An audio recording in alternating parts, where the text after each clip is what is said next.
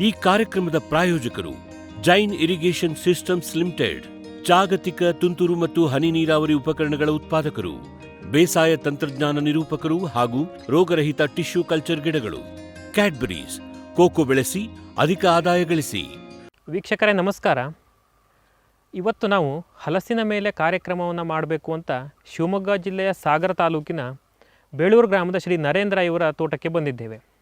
ಮಲೆನಾಡಿನ ಭಾಗದಲ್ಲಿ ಸಾಮಾನ್ಯವಾಗಿ ಅಡಿಕೆ, ತೆಂಗು, ಕಾಳುಮೆಣಸು, ಕೋಕೋ ಈ ಥರದ ಬೆಳೆಗಳನ್ನು ಸಾಮಾನ್ಯವಾಗಿ ಬೆಳೆಯುತ್ತೀವಿ. ಜೊತೆಯಲ್ಲಿ ಹಲಸನ್ನು ಮನೆ ಬಳಕೆಗೆ ಅಂತ ತೋಟದ ಬಾರ್ಡರ್ಗಳಲ್ಲಿರಬಹುದು ಅಥವಾ ತೋಟದ ಮಧ್ಯಭಾಗದಲ್ಲಿ ಎಷ್ಟು ಬೇಕೋ ಅಷ್ಟಕ್ಕೆ ಮಾತ್ರ ಸೀಮಿತವಾಗಿ ಬೆಳೀತಾ ಇದ್ದೀವಿ. ಆದರೆ ಇವರಲ್ಲಿ ವಿಶೇಷವಾಗಿ ಸುಮಾರು 300ಕ್ಕೂ ಹೆಚ್ಚು ತಳಿಗಳನ್ನು ಬೇರೆ ಬೇರೆ ಭಾಗಗಳಿಂದ ತಂದು ಅವರ ಈ ತೋಟದಲ್ಲಿ ನಾಟಿ ಮಾಡಿದ್ದಾರೆ.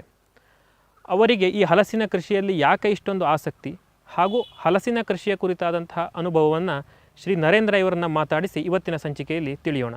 ಸರ್ ನಮಸ್ಕಾರ. ನಮಸ್ಕಾರ. ನಮ್ಮ ಫಾರ್ಮ್ ಟಿವಿಯ ಕೃಷಿ ಋಷಿಯ ಅಂಗಳದಲ್ಲಿ ಕಾರ್ಯಕ್ರಮಕ್ಕೆ ತಮಗೆ ಸ್ವಾಗತ. ಸರ್, ನಮ್ಮ ಈ ಕಾರ್ಯಕ್ರಮಕ್ಕೆ ನೀವು ಸೂಕ್ತವಾದ ವ್ಯಕ್ತಿ ಅಂತ ಅನ್ನಿಸ್ತು. ಯಾಕೆ ಕೇಳಿದರೆ ಇಲ್ಲಿ ಈ ಭಾಗದಲ್ಲಿ ಮಲೆನಾಡಿನ ಭಾಗ ಎಲ್ಲ ಆಲ್ಮೋಸ್ಟ್ ಆಗಿ ಅಡಿಕೆ, ತೆಂಗು, ಕಾಳುಮೆಣಸು ಈ ಥರದನ್ನು ಬೆಳೀತಾ ಇರ್ತೀವಿ. ಅದರಿಂದ ಹೊರತಾಗಿ ಆ ಬೆಳೆಗಳನ್ನು ನೀವು ಬೆಳೀತಾ ಇದ್ರಿ ಅಂತ ಕೇಳ್ತು. ಅದರ ಹೊರತಾಗಿ ವಿಶೇಷವಾಗಿ ಹಲಸಿನ ಕೃಷಿಯಲ್ಲಿ ನಿಮ್ಮನ್ನು ನೀವು ತೊಡಗಿಸಿಕೊಂಡಿದ್ದೀರಿ ಅನ್ನುವ ಒಂದು ಮಾಹಿತಿಯ ಮೇರೆಗೆ ಇವತ್ತು ನಾವು ಕಾರ್ಯಕ್ರಮವನ್ನು ಮಾಡಬೇಕು ಅಂತ ನಿಮ್ಮಲ್ಲಿಗೆ ಬಂದಿದ್ದೇವೆ. ಸರ್, ಈ ಹಲಸಿನ ಕೃಷಿಗೆ ಹೋಗುವುದಕ್ಕಿಂತ ಪೂರ್ವದಲ್ಲಿ ನೀವು ನಿಮ್ಮ ಹಿನ್ನೆಲೆಯನ್ನು ಸ್ವಲ್ಪ ಹೇಳ್ಬೋದಾ? ನೀವು ಹೇಗೆ ಕೃಷಿ ಕುಟುಂಬದಿಂದ ಬಂದಿದ್ದ, ಕೃಷಿಯನ್ನು ಯಾವಾಗ ಪ್ರಾರಂಭ ಮಾಡಿದ್ರಿ? ನಾನು ಕೃಷಿ ಕುಟುಂಬದವನೇ. ಸರಿ, ಮೊದಲಿರೋದು ನಮ್ದು ಅಡಿಕೆ ತೋಟ. ಅಡಿಕೆ ನಂತರ ಇದಕ್ಕೆ ಇತ್ತೀಚಲಾಗಿ ಇದಕ್ಕೆ ಏನೋ ಒಂದು ಒಲವು ಬಂತು ಅಂತ ಹೇಳಿದ್ರೆ ನಮ್ಮ ತೋಟದಲ್ಲಿ ದರಕ್ಕೆ ಕಡಿಮೆ ಆಗ್ತದೆ ಅಂತ ಬಂತು. ಅಲ್ಲ ಸರ್, ಈಗ ನೀವು ಈ ಕೃಷಿಯಲ್ಲಿ ಯಾವಾಗ ತೊಡಗಿಸ್ಕೊಂಡ್ರೆ? ನೀವು ಚಿಕ್ಕನಿಂದನೇ 20ನೇ ವಯಸ್ಸಿನಲ್ಲಿ ಕೃಷಿ ಕುಟುಂಬಕ್ಕೆ ಬಂದೆ. ನಾನು ಕೃಷಿಗೆ ಬಂದೆ, ಅಷ್ಟೊಳಗೆ ಸ್ವಲ್ಪ ಓದಿದೆ. ಅಡಿಕೆಯಲ್ಲಿ ಬೇರೆ ಉಪಬೆಳೆಗಳನ್ನಾಗಿ ಅವಾಗ ಯಾವುದು ಬೇರೆ ಉಪಬೆಳೆಗಳು ಯಾವುದು ಇರಲಿಲ್ಲ ನಮ್ಮ ತಂದೆಯವ್ರ ಕಾಲದಲ್ಲಿ. ಆನಂತರ ನಾನು ಕಾಳುಮೆಣಸು, ಜಾಯಿಕಾಯಿ, ಲವಂಗ, ಏಲಕ್ಕಿ ಎಲ್ಲ ಥರದ ಬೆಳೆಯನ್ನು ಸುಮಾರಾಗಿ ಬೆಳೆದೆ. ಈಗ ಸರ್ ಯಾವ ಬೆಳೆ ಇದೆ ಅಡಿಕೆಯಲ್ಲಿ ಕಾಳುಮೆಣಸು ಮಾತ್ರ ಇದೆ. ಈಗ ಕಾಳುಮೆಣಸು ಬಹಳ ಪ್ರಮಾಣದಲ್ಲಿ ಇಲ್ಲ, ಆದರೂ ಇದೆ. ಈಗ ಈ ಹಲಸಿನ ಕೃಷಿಯನ್ನು ಮಾಡ್ತಾ ಇದ್ದೀರಿ ಅಂತ ಕೇಳಿದ್ವಿ. ಈ ಹಲಸಿನ ಕೃಷಿಯನ್ನು ವಿಶೇಷವಾಗಿ ಮಾಡಲಿಕ್ಕೆ ಆಸಕ್ತಿ ಹೇಗೆ ಬಂತು ಅಂತ ಕೇಳ್ಬೋದಾ? ನನಗೆ 360 ದಿವಸ ಹಸಿರಿರೋ ಅಂತ ಯಾವ್ದಾದ್ರು ಒಂದು ಬೆಳೆಬೇಕಾಗಿತ್ತು. ಅದು ಆಹಾರ ಬೆಳೆನೇ ಆಗಿದೆ. ಆಹಾರ ಬೆಳೆ ಆದರೂ ಭಾಳ ಒಳ್ಳೆಯದು ಅಂತಿತ್ತು. ಅವಾಗ ಸ್ವಲ್ಪ ಅದ್ರ ಬಗ್ಗೆ ವಿಚಾರ ಮಾಡ್ತಾ ಕೂತಾಗ ಹಲಸು ಅಂತ ಬಂತು. ಅದನ್ನು ನಮ್ಮ ಮನೆಯವ್ರು ಸಜೆಸ್ಟ್ ಮಾಡಿದ್ದು, ಹಲಸು 365 ದಿವಸ ಹಸಿರಿರ್ತದೆ ನೋಡಿ ಅಂತ. ಆವಾಗ ಅದು ವಿಚಾರ ಮಾಡಿ ಅದರದ್ದು ಗಿಡ ಹಾಕೋಣ ಅಂತ ಬಂತು. ಅದು ಎಲ್ಲಿ ಸಿಗ್ತದೆ, ಹೇಗೆ ಏನು ಅಂತೆಲ್ಲ ಹುಡುಕಾಟ ಶುರು ಮಾಡಿದೆ. ಅವಾಗ ಈ ಮಲೆನಾಡಿನ ಭಾಗದಲ್ಲಿ ಆಲ್ಮೋಸ್ಟ್ ಹಿಂಗೆ ಕಾಡು ಜಾತಿ ಹಲಸುಗಳು ಸಿಗ್ತವೆ. ಈಗ ನಮ್ಮಲ್ಲಿ ಏನಾಗ್ತದೆ, ಮಲೆನಾಡಲ್ಲಿ ಹೆಚ್ಚಾಗಿ ಬಕ್ಕೆ ಅಥವಾ ಬೆಳವ ಅಂತಾರೆ. ಗಟ್ಟಿ ಇರೋದಕ್ಕೆ ಬಕ್ಕೆ ಅಂತಾರೆ, ಬೆಳವ ಅಂತಾರೆ. ಈ ಬೆಳವ ನಮ್ಮಲ್ಲಿ ಹೆಚ್ಚಾಗಿ ಬರ್ತದೆ. ಯಾಕಂದ್ರೆ ಇಲ್ಲಿ ನಮ್ಮ ಏರಿಯಾದಲ್ಲಿರೋದು 100ಕ್ಕೆ 95 ಬೆಳವ. ಬಕ್ಕೆ ಕಡಿಮೆ ಇಲ್ಲಿ. ಹಾಗಾಗಿ ಅದ್ರ ಬಕ್ಕೆ ಗಿಡನೇ ಹಾಕಬೇಕು. ನಮ್ಗೆ ಹಾಕೋದಾದ್ಮೇಲೆ ಅದನ್ನ ಯಾಕೆ ನಾವು ಬೆಳವನ್ನು ಹಾಕಿ ಇದು ಮಾಡ್ಕೋಬೇಕು ಅಂತ ಬಂತು. ಬೆಳವ ಎಲ್ಲ ಕಡೆ ಸಿಗುತ್ತೆ, ಮತ್ತು ಅದನ್ನು ತಿನ್ನೋರಿಲ್ಲ, ತಿನ್ನೋರು ಕಡಿಮೆ ಅದನ್ನು. ಆವಾಗ ಅದನ್ನು ವಿಚಾರ ಮಾಡ್ಕೊಂಡು ದೊಡ್ಡಬಳ್ಳಾಪುರದಲ್ಲೆಲ್ಲ ಭಾಳ ಚೆನ್ನಾಗಿ ಬರ್ತದೆ ಅಂತ ಆಯಿತು. ಅಲ್ಲೆಲ್ಲ ಹೋಗಿ ತಿರುಗಾಡ್ಕೊಂಬಂದೆ. ದೊಡ್ಡಬಳ್ಳಾಪುರ, ತುಮಕೂರು, ಗುಬ್ಬಿ ಎಲ್ಲ ಒಂದು ರೌಂಡ್ ಎಲ್ಲ ಕಡೆ ಓಡಾಡಿದೆ. ಈ ಹಲಸಲ್ಲಿ ಸ್ಪೆಷಲಿ ಏನು ಅಂತ ಹೇಳಿದ್ರೆ, ಪ್ರತಿಯೊಂದು ಬೀಜ ಇದೆಯಲ್ಲ, ಪ್ರತಿಯೊಂದು ಸೊಳೆಗೂ ಬೇರೆ ಪಾಲಿನೇಷನ್ ಆಗಬೇಕು. ಹೌದು, ಅಂದರೆ ಬೀಜಗಳ ಸಂಖ್ಯೆ ಅಷ್ಟು ಇರುತ್ತಲ್ಲ ಅದರಲ್ಲಿ. ಪ್ರತಿಯೊಂದು ಸೊಳೆಗೂ ಒಂದೊಂದು ಬೀಜ. ಆ ಒಂದು ಸೊಳೆಯ ಗುಚ್ಛ ಅಷ್ಟೇ ಹಣ್ಣು ಅಂದರೆ. ಹಾಗಾಗಿ ಇಲ್ಲಿ ಪೂರ್ತಿ ಬೆಳವೇ ಆಗೋದ್ರಿಂದ ಅದನ್ನ ಬಕ್ಕೆನೇ ಮಾಡಬೇಕು, ಇಲ್ಲಿ ನಮ್ದೊಂದು ಬಕ್ಕೆದೊಂದು ತೋಟ ಮಾಡಬೇಕು ಅಂತ ಅನಿಸ್ತು ನನಗೆ. ದರಕ್ಕಿನೇ ಮೇನ್ ಆಗಿದ್ದು ಮೊದಲಿದ್ದ ಕಲ್ಪನೆ ಅದು ನಿಮ್ಗೆ. ಅದು ಸದಾ ಹಸಿರಾಗಿ ನಿಮಗೆ ಇಡೀ ವರ್ಷ ಎಲೆಗಳು ಬೇಕು. ಅಡಿಕೆ ತೋಟಕ್ಕೆ ಹಾಕೋದಕ್ಕೆ ಎಲೆ ಬೇಕಾಗಿತ್ತು. ಅದಕ್ಕಾಗಿ ಇದನ್ನು ಶುರು ಮಾಡಿದೆ. ಕೊನೆಗೆ ಅದು ಬದಲಾಗಿ ವೆರೈಟೀಸನ್ನು ಕಲೆಕ್ಷನ್ ಮಾಡಲಿಕ್ಕೆ ಶುರು ಮಾಡಿದೆ. ಸರಿ, ಈಗ ನಿಮ್ಮದು ಒಟ್ಟು ಇಲ್ಲಿ ಎಷ್ಟು ಎಕರೆಯಲ್ಲಿ ನೀವು ಈಗ ನಾಟಿ ಮಾಡಿದ್ದೀರಾ? 4.5 ಎಕರೆ ಆಗುತ್ತೆ ಇಲ್ಲಿ ಹಲಸು. ಅಂದರೆ ಎಷ್ಟು ವರ್ಷ ಆಯಿತು ಸರ್ ಈಗ ನಾಟಿ ಮಾಡಿ? 6ನೇ ವರ್ಷ. ಇದು 6ನೇ ವರ್ಷ. 2015-16ರಲ್ಲಿ ನಾಟಿ ಮಾಡಿದ್ದೀರಾ? 15-16ರಲ್ಲಿ ನಾಟಿ ಮಾಡಿರೋದು. ಕೆಳಗಡೆದೆಲ್ಲ ಅದು ಎಲ್ಲ ಕಸಿ ಗಿಡಗಳೇನಾ ಸರ್? ಅಷ್ಟು ಕಸಿ ಗಿಡಗಳೇ. ಅದು ಎಲ್ಲಿಂದ ತಂದೆ ಯಾಕೆ ತಂದೆ ಹೇಳೋದೆಲ್ಲ ಸ್ವಲ್ಪ ಕಷ್ಟ. ಯಾಕಂದ್ರೆ ಯಾಕೆಂದ್ರೆ ನೀವು ಹೇಳಿದ್ರಿ ಸುಮಾರು ಒಂದು 300 ವೆರೈಟಿಗಳಷ್ಟು ಕಲೆಕ್ಷನ್ ಅನ್ನ ನೀವು ಮಾಡಿದ್ದೀರಿ ಅಂತ. 300 ಜಾತಿಗಿಂತ ಜಾಸ್ತಿ ಇದೆ. ಜಾಸ್ತಿನೇ ಇದೆ. ಇನ್ನು ಮತ್ತೆ ವೆರೈಟಿ ಕಲೆಕ್ಷನ್ ಮಾಡುವ ಆಲೋಚನೆಗಳು ಇದೆಯಾ ಅಥವಾ ಇಲ್ಲಿಗೆ? ಇದೆ ಇದೆ ಇದೆ ಇನ್ನೂ ಇದೆ. ಮೇಲೆ ಸ್ವಲ್ಪ ಜಾಗ ಬಿಟ್ಕೊಂಡಿದ್ದೇನೆ. ಇನ್ನೂ ಕಲೆಕ್ಷನ್ ಮಾಡುವಂತ ಸಾಧ್ಯತೆ ಆಸಕ್ತಿನೂ ಇದೆ. ಆಸಕ್ತಿ ಇದೆ. ಸರ್, ಈಗ ನೀವು ಈ ವೆರೈಟಿ ಎಲ್ಲ ಕಲೆಕ್ಷನ್ ಮಾಡಿದ್ರಿ, ಇದರ ಇನ್ಫಾರ್ಮೇಶನ್ ಅನ್ನ ಹೇಗೆ ನೀವು ತಗೊಂಡ್ರಿ ಸರ್? ಇಂಥ ಕಡೆ ಇಂಥ ವೆರೈಟಿ ಇದೆ ಆ ಕುರಿತಾಗಿ. ಯಾಕಂದ್ರೆ ಸ್ವಲ್ಪ ಅಲ್ಲ, ತುಂಬಾನೇ ಕಷ್ಟ. ಯಾಕೆ ಹೇಳಿದ್ರೆ 300 ವೆರೈಟಿಯನ್ನು ಹುಡುಕಾಡಿ ತಗೊಂಡು ಬಂದು ನಾಟಿ ಮಾಡಬೇಕಲ್ಲ ಅದು. ಮತ್ತೆ ಎಲ್ಲವೂ ನೀವು ಗ್ರಾಫ್ಟೆಡ್ ಗಿಡಗಳನ್ನೇ ಹಾಕಿದ್ದೀರಾ. ಅದಕ್ಕೆ ಮದರ್ ಪ್ಲಾಂಟ್ ಬೇಕು, ಕಸಿ ಮಾಡಬೇಕು, ಕಸಿ ಸಕ್ಸಸ್ ಆಗಿ ನೀವು ನೆಡಬೇಕು. ನನ್ನ ಮೊದಲು ಉಡುಪಿ ಹತ್ರ ಒಬ್ರು ಬಾತಿಲಾಯ ಅಂತಿದ್ದಾರೆ, ಅವರು ಮೊದಲನೇದು ನನಗೆ ಗುರು ಅಂತಲೇ ಹೇಳ್ಬೋದು. ಅವ್ರ ಹತ್ರ ಹೋದೆ. ಅವ್ರ ಹತ್ರ ಒಂದು ಸಾರಿ ನನ್ನ ಅಲ್ಲಿ ತಿರುಗಾಟ ಮಾಡುವಾಗ ಅವ್ರ ನರ್ಸರಿ ಕಾಣಿಸ್ತು. ನರ್ಸರಿಗೆ ಹೋದೆ. ಏನೇನಿದೆ ಈ ಥರದ್ದೆಲ್ಲ ಇದೆ ಇದರಲ್ಲಿ. ಹಲಸಿನ ಗಿಡಗಳಿತ್ತು, ಹಲಸಿನ ಗಿಡಗಳಿತ್ತು, ವೆರೈಟೀಸ್ ಇತ್ತು. ಅವರು ನಾನು ಹೋದಾಗ ಒಂದು 4-5 ವೆರೈಟಿ ತಗೊಂಡೋಗ್ಬೋದು ಅಂದ್ಕೊಂಡ್ರು ಅವರು. ಒಂದೇ ಸಾರಿ 60 ವೆರೈಟಿ ಇತ್ತು ಅವ್ರ ಹತ್ರ. ಎಲ್ಲದು 2 ಗಿಡ 4 ಗಿಡ ತಗೊಬಂದ್ರಿ. ಅವರಿಗೆ ಒಂಥರ ಖುಷಿ ಆಗ್ಬಿಡ್ತು. ಅವರಿಂದ ಸ್ವಲ್ಪ ನಾನು ಪ್ರೇರಣೆ ಜಾಸ್ತಿ ವೆರೈಟಿ ಮಾಡಬಹುದು ಅಂತ. ಈಗ ಸರ್, ನೀವು ಹೊರಗಡೆಯಿಂದ ತಂದ್ರಲ್ಲ ಪ್ಲಾಂಟ್ಸ್ಗಳನ್ನೆಲ್ಲ, ಇವುಗಳನ್ನೆಲ್ಲ ಕಸಿ ಗಿಡಗಳನ್ನೇ ತಂದ್ರ? ಕಸಿ ಗಿಡಗಳೇ, ಅಥವಾ ನೀವು ಮದರ್ ಪ್ಲಾಂಟ್ ನ ಸಯಾನ್ ತಂದು ಇಲ್ಲಿ ನೀವೇ ಗ್ರಾಫ್ಟ್ ಮಾಡಿ ಆ ಥರ ಏನಾದರೂ? ಇಲ್ಲಿ ಗ್ರಾಫ್ಟ್ ಈಗ ಮಾಡ್ತಾ ಇದ್ದೇನೆ. ಈಗ ಮಾಡ್ತಾ ಇದ್ದೀರಿ. ನರ್ಸರಿ ಇದೆಯಾ ನಿಮ್ಮ? ನರ್ಸರಿ ಇದೆ, ಗ್ರಾಫ್ಟಿಂಗ್ ಮಾಡ್ತಾ ಇದ್ದೇನೆ. ಆದರೆ ಇವಾಗ ಇಲ್ಲ, ಈ ವರ್ಷ ಮಾಡಿಲ್ಲ ಅಂತ ಹೇಳಿದ್ರೆ ಗ್ರಾಫ್ಟಿಂಗ್ ಮಾಡೋ ಅಂಥ ಗಿಡಗಳನ್ನ ಇಟ್ಕೊಂಡಿದ್ದೇನೆ, ಗ್ರಾಫ್ಟಿಂಗ್ ಮಾಡ್ತೇನೆ. ಆದರೆ ಈಗ ಸದ್ಯ ಗ್ರಾಫ್ಟಿಂಗ್ ಆಗಿರೋ ಗಿಡ ಬೇಕು ಅಂದ್ರೆ ಇಲ್ಲ. ಸರ್, ಈಗ ಹೋದ ವರ್ಷ ಎಷ್ಟು ಸಂಖ್ಯೆಯಲ್ಲಿ ಗ್ರಾಫ್ಟೆಡ್ ಸಸಿಗಳನ್ನು ಮಾಡಿದ್ದೀರಿ ನಿಮ್ಮ ನರ್ಸರಿಯಲ್ಲಿ? ಕಳೆದ ವರ್ಷ ಒಂದು 300 ಸಸಿ ಮಾಡಿದ್ದೆ ಅಷ್ಟೇ, ಜಾಸ್ತಿ ಮಾಡಿಲ್ಲ. ಎಲ್ಲ ನಿಮ್ಮ ತೋಟದ ಸಲುವಾಗಿ ಮಾಡಿದ್ರೆ ಅಥವಾ ಹೊರಗಡೆ ಕೊಟ್ಟಿದ್ದೇನೆ. ಒಂದು ಗಿಡಕ್ಕೆ ಎಷ್ಟರಂತೆ ಸೇಲ್ ಮಾಡಿದ್ರಿ ಸರ್? 200 ರಿಂದ 250 ರೂಪಾಯಿವರೆಗೆ. ಅಂದ್ರೆ ಈಗ ನೀವು ಇಲ್ಲಿ ಹಾಕಿರೋ 300 ವೆರೈಟೀಸ್ ಇದು ಒಂದೊಂದು ಮಾಡಿದ್ದೀರಾ ಅಥವಾ? ಇಲ್ಲ, ಅಥವಾ ಇಲ್ಲಿ ಯಾವ್ದು ಮಾರ್ಕೆಟ್ ನನಗೆ ಯಾವ್ದು ಫಲ ಕೊಟ್ಟಿದೆ ಅದು ಹೇಗೆ ಬಂದಿದೆ ಅದರ ರಿಸಲ್ಟ್ ನೋಡಿದ್ದನ್ನು ಮಾತ್ರ ಮಾಡ್ತೇನೆ, ಇಲ್ದದ್ದು ಮಾಡೋದಿಲ್ಲ. ಈಗ ಸುಮಾರು ಎಷ್ಟು ವೆರೈಟಿಗಳು ನಿಮ್ದು ಇಲ್ಲಿ ಬಂದಿದೆ ಸರ್? ಇಲ್ಲೊಂದು 25 ರಿಂದ 30 ವೆರೈಟಿ ಬಂದಿರಬಹುದು. ಈಗ ಹೋದ ವರ್ಷದಿಂದ ಈಲ್ಡ್ ಸ್ಟಾರ್ಟ್ ಆಗಿದೆಯಾ? ಅಂದ್ರೆ 5ನೇ ವರ್ಷದಿಂದ? ನನಗೆ 2ನೇ ವರ್ಷನೇ ಈಲ್ಡ್ ಸ್ಟಾರ್ಟ್ ಆಗಿದೆ. 2ನೇ ವರ್ಷಕ್ಕೆ ಈಲ್ಡ್ ಸ್ಟಾರ್ಟ್ ಆಗಿದೆ. ಲಾಲ್ಬಾಗ್ ಬಂದ್ರ ಅಂತ ಒಂದು ವೆರೈಟಿ ಇದೆ, ಅದು 2ನೇ ವರ್ಷ ನನಗೆ ಫಲ ಕೊಟ್ಟಿದೆ. ಅದನ್ನು ನಾನು ಆ ವರ್ಷ ಒಂದು ಕಾಯಿನೂ ಬಿಡಲಿಲ್ಲ, ಅದರಲ್ಲಿ ತೆಗೆದ್ಬಿಟ್ಟೆ. 3ನೇ ವರ್ಷ ಗಿಡ ಬೆಳವಣಿಗೆ ಕುಂಠಿತ ಆಗುತ್ತೆ ಅನ್ನೋ ದೃಷ್ಟಿಯಿಂದ ತೆಗೆದೆ. 3ನೇ ವರ್ಷದಿಂದ ಅದರಲ್ಲಿ ಫಲ ತಗೊಂಡಿದ್ದೇನೆ. ಈಗ 4ನೇ ವರ್ಷ ಆಯಿತು ಅದರಲ್ಲಿ ಫಲ ತಗೊಳ್ತಾ ನಾನು. ಸರ್, ಮೊದಲಿಗೆ ನೀವು ಈ ಭೂಮಿಯಲ್ಲಿ ಹಲಸಿನ ಗಿಡಗಳನ್ನು ನಾಟಿ ಮಾಡುವಂಥ ಸಂದರ್ಭದಲ್ಲಿ ಈ ಭೂಮಿ ಏನಾಗಿತ್ತು? ಅಂದರೆ ಕರಡು ಬೇಣ ಆಗಿತ್ತು, ದನ ಮೇಯುವ ಜಾಗ? ಮೂಲತಃ ಇದು ಕರಡದ ಬೇಣ ಮತ್ತು ದನ ಮೇಯುವಂಥ ಜಾಗ. ಆನಂತರ ಇದರಲ್ಲಿ ನೀಲಗಿರಿ ಮತ್ತು ಅಕೇಶಿಯ ಒಂದು ಬೆಳೆ ತಗೊಂಡೆ. ಎಷ್ಟು ವರ್ಷಗಳ ಹಿಂದೆ ಸರ್? ಈಗ ಸುಮಾರು 20 ವರ್ಷ ಹಿಂದೆ. ಈಗೆಲ್ಲ ಕಟಾವಾಗಿದೆ. ಕಟಾವಾಗಿ 2ನೇ ವರ್ಷ ಇದನ್ನು ಹಾಕಿರೋದು ನಾನು. ಆವಾಗ ಅಂದರೆ ಈ ಭೂಮಿಯನ್ನು ಲೇವಲ್ ಆ ಥರ ಏನು ಮಾಡಿದೆ? ಆ್ಯಸ್ ಇಟ್ ಈಸ್ ಹೇಗಿತ್ತು ಹಾಗೆ ಇದನ್ನು ಕೀಳುವಾಗ ಅದನ್ನು ಕೀಳಿಸಿದೆ ಅಷ್ಟು. ಕೀಳುವಾಗ ಫೋಕ್ಲೈನ್ ತಗೊಂಡು ಆ ಟ್ರಂಚ್ ತೆಗಿತಾ ಹೋದೆ. ಆ ಟ್ರಂಚ್ ತೆಗೆದಿದ್ದನ್ನು ಕೆಳಗಡೆ ಹಾಕಿದ್ರಿ. ಕೆಳಗಡೆ ಟ್ರಂಚಿಗೆ ಹಾಕಿಬಿಟ್ಟೆ.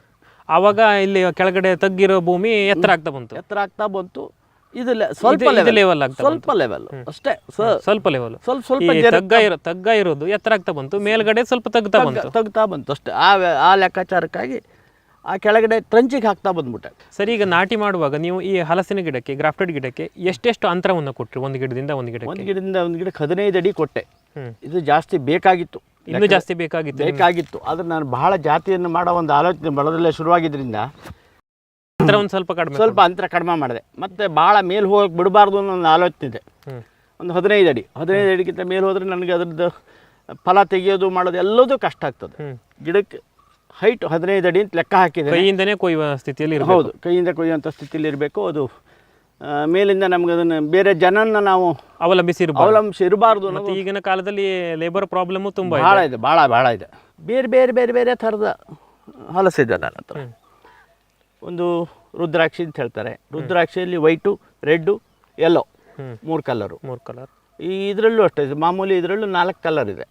ಇದು ಸಿಂಗಾಪುರದಿಂದ ಬಂದಿರೋಂಥ ಗಿಡ. ಇದು ಈ ಕಾಯಿ ಇದರಲ್ಲಿ ಹೆಚ್ಚಿನ ಫಲ ಬರ್ತು. ನಾನು ಹೆಚ್ಚಿಗೆ ಬಿಡ್ತಾ ಇಲ್ಲ, ಆದರೆ ಫಲ ಬರ್ತದೆ ಇದರಲ್ಲಿ. ಸುಮಾರು 6 ರಿಂದ 8 kg ತೂಕ ಬರ್ತು. ವರ್ಷಕ್ಕೆ 2 ಸಾರಿ ಬೆಳೆ. ಇದು ಹಣ್ಣಿನ ಟೇಸ್ಟ್ ಚೆನ್ನಾಗಿದ್ದು, ಬಕ್ಕೆ ಇದು ನಮ್ಮ ಇದರಲ್ಲಿ ತೋಟದಲ್ಲಿರೋದು ಅಷ್ಟು ಬಕ್ಕೆ ಗಿಡ ಬೇಸಿ ಬೆಳವಣಿಗೆ ಗಿಡ ಇಲ್ಲ ಇಲ್ಲಿ.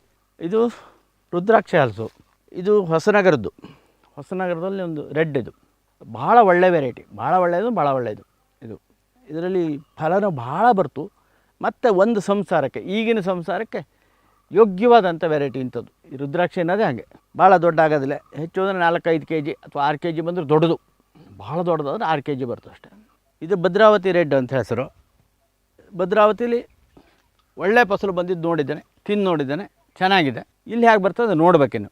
ಈ ವರ್ಷ ಮೊದಲನೇ ಫಲ ಭದ್ರಾವತಿದು ಕೆಂಪು ಸೊಳೆ. ಇದು ಸ್ವಲ್ಪ ದಪ್ಪ ಬರುತ್ತೆ ಸೊಳೆ, ಟೇಸ್ಟ್ ಭಾಳ ಚೆನ್ನಾಗಿದೆ, ಸ್ವೀಟು. ಇದು ಕಾಡಸಿಂಗ ಅಂತ ಹೆಸರು. ಇದು ದೊಡ್ಡಬಳ್ಳಾಪುರದಲ್ಲಿ ನರಸಿಂಹಯ್ಯ ಅಂತ ಒಬ್ಬರು ಹಲಸು ಬೆಳೆಗಾರರ ಸಂಘದ ಅಧ್ಯಕ್ಷರು. ಮೊದಲು ನಾನು ಈ ಗಿಡ ತರುವಾಗ ಕೆಂಪು ಸೊಳೆ ಭಾಳ ದಪ್ಪ ಬರ್ತದೆ, 14 mm ಅಂತ ಅಳತೆ ಮಾಡಿ ನೋಡಿದ್ದೇನೆ ನಾನು. ಇದರಿಂದ ಅಗ್ದಿ ಸಿಹಿ ಬರ್ತದೆ. ಇದು ಭಾಳ ಒಳ್ಳೆ ವೆರೈಟಿ, ಸೊಳೆ ನೋಡೋಕೆ ಅಂದ. ಇದು ಲಾಲ್ಬಾಗ್ ಮಧುರ ಅಂತ ವೆರೈಟಿ. ಇದು ಬೆಂಗಳೂರಿಂದ ತಂದಿರೋದು, ಲಾಲ್ಬಾಗಿಂದ. ಇದು ಭಾಳ ದಪ್ಪ ಸೊಳೆನೂ ಭಾಳ ಜಾಸ್ತಿ ಇದೆ, ಉತ್ತಮವಾದ ಸೊರೆ, ಸ್ವೀಟು ಇದೆ, ಭಾಳ ಚೆನ್ನಾಗಿದೆ ಸ್ವೀಟು. ಇದು ಗಮ್ಲೆಸ್ಸು ಅಂತ ವೆರೈಟಿ. ಹಲಸು ಅಂದರೆ ಗಮ್ಮು ಅಂತ ಒಂದು ವಾಡಿಕೆ.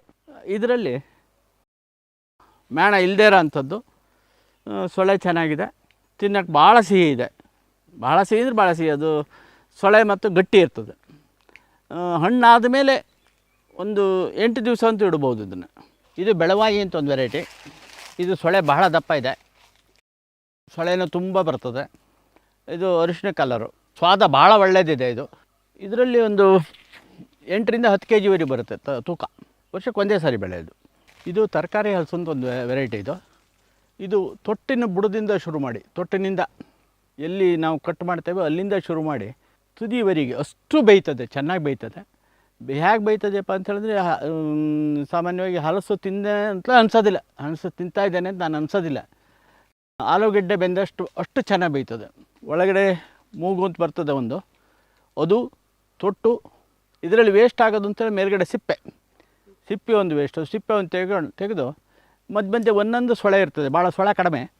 ಆ ಸೊಳೆ ಮೇಲ್ಗಡೆ, ಸೊಳೆಯಲ್ಲಿ ಬೀಜ ಬರ್ತದೆ, ಮೇಲ್ಗಡೆ ಬೀಜ ಮೇಲ್ಗಡೆ ಒಂದು ಪ್ಲಾಸ್ಟಿಕ್ ಕೋಟಿಂಗ್ ಬರ್ತದಿಲ್ಲ, ಅದು ಮಾತ್ರ ವೇಸ್ಟು. ಮತ್ತು ಇದು ಹಣ್ಣು ಆಗೋವರೆಗೂ ತರಕಾರಿಯಾಗಿ ಉಪಯೋಗಿಸ್ಬೋದು. ಹಣ್ಣು ಮಾತ್ರ ಬರೋದಿಲ್ಲ, ಯಾಕೆಂದರೆ ಹಣ್ಣು ತಿನ್ನೋದ್ರೆ ಒಂಥರ ಟೇಸ್ಟ್ ಇಲ್ಲ, ಹಣ್ಣಿಗೆ ಬರೋದಿಲ್ಲ ಇದು.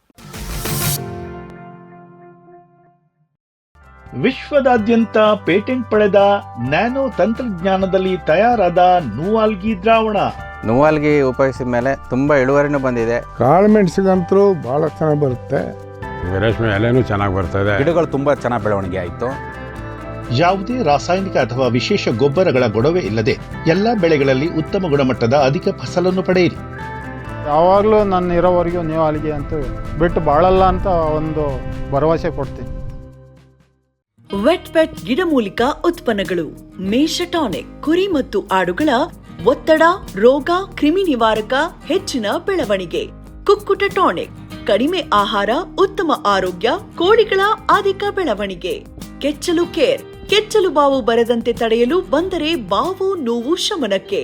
ವೆಟ್ ಉತ್ಪಾದನೆ, ಶ್ರಮಜೀವಿಯಿಂದ ಸರಬರಾಜು. ಜಾಣ ಹೈನುಗಾರನ ಜಾಣ್ಮೆಯ ಆಯ್ಕೆ ವೆಟ್ ಉತ್ಪನ್ನಗಳು. ಜೈನ್ಸ್ ಜಗತ್ತಿನ ಅತಿದೊಡ್ಡ ಅಂಗಾಂಶ ಕೃಷಿ ಪ್ರಯೋಗಾಲಯ ಹಾಗೂ ಟಿಸಿ ಗಿಡಗಳ ಉತ್ಪಾದಕರು. ಸಮೃದ್ಧ ಇಳುವರಿಗೆ ಜೈನ್ ಜೀನೇನ್, ಯಾಲಕ್ಕಿ, ನೇಂದ್ರನ್ ಹಾಗೂ ಕೆಂಪು ಬಾಳೆ ಸಸಿಗಳು, ದಾಳಿಂಬೆ, ಭಗವತಳಿಯ ರೋಗಮುಕ್ತ ಸಸಿಗಳು, ಲಕ್ನೋ 49 ಪೇರಳೆ, ಸ್ಟ್ರಾಬೆರಿ ಇತ್ಯಾದಿ ಗಿಡಗಳು ಯೋಗ್ಯ ಬೆಲೆಯಲ್ಲಿ. ಅಂಗಾಂಶ ಕೃಷಿಯ ಜಾಗತಿಕ ಬ್ರ್ಯಾಂಡ್ ಜೈನ್. ಕೋಕೋ ಈಗ ಕರ್ನಾಟಕದ ವಾಣಿಜ್ಯ ತೋಟದ ಬೆಳೆಗಳಲ್ಲೊಂದು. ಅಧಿಕ ಇಳುವರಿಯ ಹೈಬ್ರಿಡ್ F1 ಗಿಡಗಳು ಕ್ಯಾಡ್ಬರಿ ನರ್ಸರಿಗಳಲ್ಲಿ ಮಾತ್ರ ಲಭ್ಯ.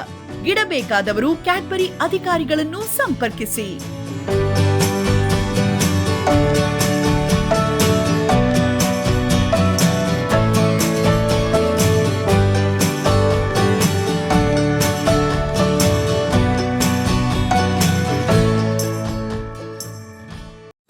ಫ್ಯೂಚರ್ ಬಯೋಟೆಕ್ ಸಾವಯವ ಕೃಷಿಯ ವೇಗವರ್ಧಕ. ಪೋಷಕಾಂಶ ಪೂರೈಕೆಗೆ NPK ಕಲ್ಚರ್, ವ್ಯಾಮ್, PSP ಮತ್ತು KMB. ಜೈವಿಕ ರೋಗ ಕೀಟ ನಿಯಂತ್ರಣಕ್ಕೆ ಟ್ರೈಕೋಡರ್ಮಾ, ಸೂಡೋಮನಾಸ್. ಸಾವಯವ ಗೊಬ್ಬರ ಉತ್ಪಾದನೆಗೆ ಕಾಂಪೋಸ್ಟ್ ಕಲ್ಚರ್, ಹೂವು ಕಾಯಿ ಉದುರುವ ಸಮಸ್ಯೆಗೆ ಕಾಮಧೇನು ಮತ್ತು ಸತ್ವ, ಮಣ್ಣಿನ ಆರೋಗ್ಯ ವೃದ್ಧಿಗೆ ಫ್ಯೂಚರ್ ಬಯೋಟೆಕ್ ಧಾರವಾಡ.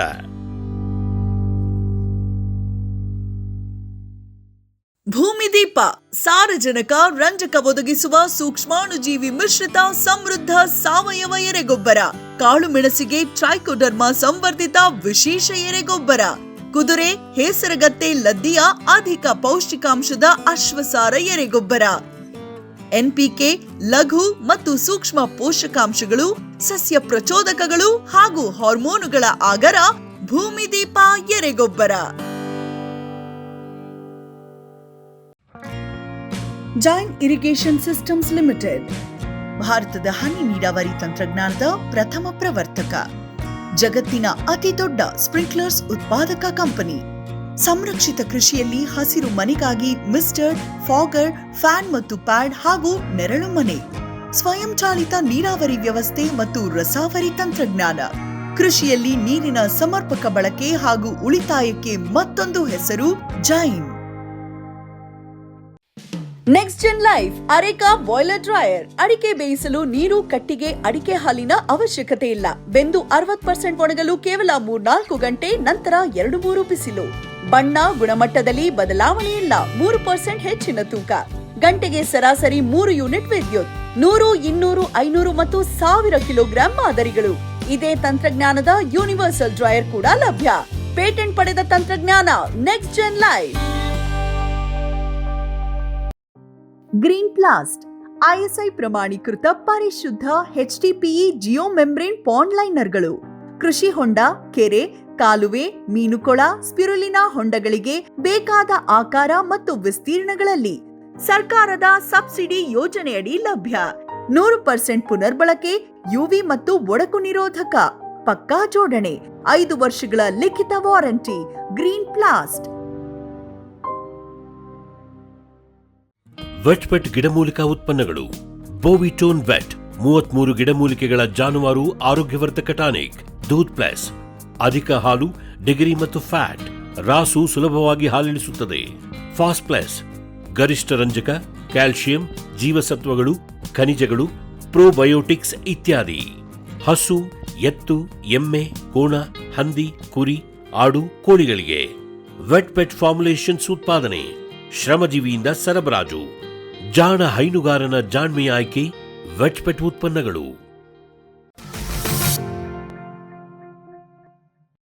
ಸರ್, ಈಗ ನೀವು ಫಸ್ಟ್ ನಾಟಿ ಮಾಡಬೇಕಿದ್ರೆ ಈ ಗ್ರಾಫ್ಟೆಡ್ ಗಿಡಗಳನ್ನು ನಾಟಿ ಮಾಡಿದ್ರಿ. ಅದಕ್ಕೆ ಈ ಗುಣಿಗಳನ್ನು ಯಾವ ರೀತಿ ತೋಡಿದ್ರಿ ಸರ್? ಅಂದರೆ ಎಷ್ಟು ಸೈಜಲ್ಲಿ ತೋಡಿದ್ರಿ? 1.5 ಅಡಿ ಸೈಜು. 1.5 ಅಡಿ, 1.5 ಅಡಿ, 1.5 ಅಡಿ ಆಳ, 1 ಅಡಿ ಆಳ, 1.5 ಅಡಿ ಆಳ, 1.5 ಅಡಿ, 1.5 ಆಮೇಲೆ ಅದಕ್ಕೆ ನಾಟಿ ಮಾಡುವ ಹಂತದಲ್ಲಿ ಗೊಬ್ಬರಗಳನ್ನೇನಾದರೂ ಕೊಟ್ಟಿದ್ದೀರಾ? ಕೊಟ್ಟಿದ್ದೀನಿ. ಏನು ಕೊಟ್ಟಿದ್ದೀರಿ? ನಾನು ಗೊಬ್ಬರ ಕೊಡೋದು ಅಂತ ಕೊಟ್ಟಿಗೆ ಗೊಬ್ಬರ ಮತ್ತು ಸಾವಯವ ಗೊಬ್ಬರ ಅಂತ ಏನು ಸಿಗ್ತದೆ ಅದನ್ನು ನೋಡಿ. ಸಗಣಿ ಗೊಬ್ಬರನೇ ಹಾಕಿದ್ದೀರಾ? ಸಗಣಿ ಗೊಬ್ಬರ, NPK ಆ ಥರ ರಾಸಾಯನಿಕ ಗೊಬ್ಬರ ನನ್ನ ತೋಟಕ್ಕೂ ಮುಟ್ಸಿಲ್ಲ, ಇದಕ್ಕೂ ಮುಟ್ಸೋದಿಲ್ಲ ಅಂತ ಹೇಳೋದು ಕಷ್ಟ. ಇನ್ನುವರೆಗೂ ಹಾಕಿಲ್ಲ? ಇಲ್ಲಿವರೆಗೆ ಹಾಕಿಲ್ಲ. ಸರಿ, ಈಗ ನೀವು ನಾಟಿ ಮಾಡಬೇಕಿದ್ರೆ ಗೊಬ್ಬರ ಹಾಕಿದ ನಂತರ ಆಮೇಲೆ ಇನ್ನು ಎಷ್ಟು ದಿವಸಕ್ಕೊಮ್ಮೆ ಗೊಬ್ಬರ ಹಾಕಿದ್ರಿ? ಪ್ರತಿ ವರ್ಷಕ್ಕೊಂದ್ಸಾರಿ. ಯಾವ ಟೈಮಲ್ಲಿ ಹಾಕ್ತೀರಾ? ಸಾಮಾನ್ಯ ಮಳೆಗಾಲದ ನಂತರ, ಮಳೆಗಾಲದ ನಂತರ, ಚೌತಿ ಟೈಮಲ್ಲಿ. ಸುಮಾರು ಒಂದು ಆಗಸ್ಟ್ ಸೆಪ್ಟೆಂಬರ್ ಆ ಟೈಮಲ್ಲಿ. ಆಗಸ್ಟ್ ಸೆಪ್ಟೆಂಬರ್ ಟೈಮಲ್ಲಿ ವರ್ಷಕ್ಕೆ ಒಂದ್ಸಲ ಹಾಕಿದ್ರೆ ಸಾಕು? ಹಾಕ್ತಾನೆ. ಈಗ ನೀವು ಇಲ್ಲ, ಅದಕ್ಕೆ ಜಾಸ್ತಿ ಬೇಕು. ನನಗೆ ಆಗ್ತಾ ಇಲ್ಲ. ಈಗ ಸರ್, ನೀವು ಈ ಗೊಬ್ಬರಗಳನ್ನು ಹಾಕಬೇಕಿದ್ರೆ ಗಿಡಗಳಿಗೆ ಪಾತಿಯನ್ನು ಮಾಡಿ ಹಾಕ್ತಿರೋ ಅಥವಾ ಹಾಗೆ ಹಾಕ್ತಿರೋ, ಹೇಗೆ ಮಾಡ್ತೀರಿ? ಅದನ್ನು ಸ್ವಲ್ಪ ಮೇಲ್ಗಡೆ ಈ ಜಡ್ಡನ್ನು ಕೆತ್ಕೊಂಡು ಮರದಿಂದ ಒಂದೂವರೆ ಅಡಿ, 1 ಅಡಿ ಬಿಟ್ಟು, 1.5 ಅಡಿ ಬಿಟ್ಟು ಅಲ್ಲಿ ಪಾತಿ ಮಾಡ್ಕೊಂಡು, ಪಾತಿಯಿಂದ ಭಾಳ ತಗ್ಗು ಮಾಡಲ್ಲ, ಸ್ವಲ್ಪ ಅದ್ರ ಬೇರೆ ಡ್ಯಾಮೇಜ್ ಆಗ್ತದೆ. ಮೇಲೆ ಹಾಕಿ ಮೇಲ್ಗಡೆ ಮುಚ್ಚಿಬಿಡೋದು. ಆಮೇಲೆ ಮಣ್ಣು ಮುಚ್ಚೋದು. ಅದು ಆಮೇಲೆ ಅದ್ರ ಮೇಲೆ ದರ್ಕು ಆ ಥರ ಸಿಕ್ಕಿದ್ರೆ ಮುಚ್ಚೋದು. ಅಷ್ಟೆಲ್ಲ ಸಿಕ್ಕೋದಿಲ್ಲ, ಸೊಪ್ಪು ಗಿಪ್ಪು ಎಲ್ಲ ಸಿಗ್ತದೆ, ಅದನ್ನು ಮುಚ್ತಾ ಹೋಗ್ತಾನೆ. ಸುಮಾರು ಎಷ್ಟು kg ಗೊಬ್ಬರ ಹಾಕ್ತೀರಾ ಒಂದ್ಸಲ ಅಪ್ಲಿಕೇಶನ್ ಮಾಡಬೇಕಿದ್ರೆ? ಒಂದು ಬುಟ್ಟಿನ ಹಾಕೋದಿಲ್ಲ, ಸ್ವಲ್ಪ ಕಡಿಮೆ ಆಗ್ತಾನೆ. ಯಾಕಂದ್ರೆ ಇಷ್ಟು ನನಗೆ 700 ಗಿಡ ಇದೆ. 700 ಗಿಡ ಇದೆ ನನ್ನ ಹತ್ರ. ಈಗ 300 ವೆರೈಟಿದು ಸುಮಾರು ಎಷ್ಟು ಗಿಡಗಳನ್ನು, ಅಂದರೆ ಒಂದೊಂದು ವೆರೈಟಿದು ಎಷ್ಟೆಷ್ಟು ಗಿಡಗಳನ್ನು? ಕೆಲವು ವೆರೈಟಿಲಿ ಒಂದೇ ಗಿಡ ಇದೆ, ಕೆಲವು 2, 4, ಹಂಗೆ ಅಗದಿ ಒಳ್ಳೆ ವೆರೈಟಿ ಕಂಡಿದ್ದು ಒಂದು 8-10 ಗಿಡನೂ ಹಾಕಿದ್ದೇನೆ. ಹಾಕಿದೆ. ಈಗ ನೀವು ಹಾಕಿರೋ ನಾಟಿ ಮಾಡಿರೋ ವೆರೈಟಿಲಿ ಯಾವುದನ್ನು ಅತಿ ಹೆಚ್ಚು ನಾಟಿ ಮಾಡಿದ್ದೀರಾ ನೀವು? ಮಂಕಾಳೆ ರೆಡ್ ಅಂತ ಒಂದಿದೆ. ಹಾಂ, ನನ್ನ ದೃಷ್ಟಿಲಿ ಅಗದಿ ಒಳ್ಳೆ ವೆರೈಟಿ ಇದು. ಎಲ್ಲಿ ಹೋದರೂ ಅದು ಒಳ್ಳೆ ವೆರೈಟಿನೇ ನನ್ನ ಲೆಕ್ಕದಲ್ಲಿ. ಅಂದರೆ ಬೈಲ್ಸೀಮೆಲ್ಲಿ ಸಿಗುತ್ತಲ್ಲ, ದೊಡ್ಡಬಳ್ಳಾಪುರದಲ್ಲಿ ಸಿಗುತ್ತಲ್ಲ, ಆ ವೆರೈಟಿ ಇಲ್ಲಿ ಉಪಯೋಗ ಆಗೋದಿಲ್ಲ. ನೋಡಿದೆ ನನ್ನ ಅನುಭವ ಅದು.